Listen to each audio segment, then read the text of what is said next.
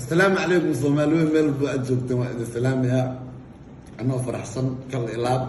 oo kal furnaan ah Soomaaliyeed qaasatan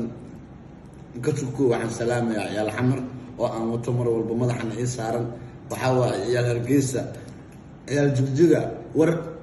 dabici dacal yaal Soomaali meel walba ay joogaan ku iri waan salaamayaa kasoo waxaan u mahadnaqayaa Soomaali Museum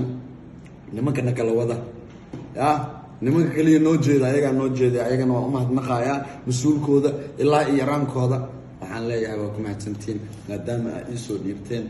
fanaankii 2021 kulaha waxaan oo kaleetana waa noo koow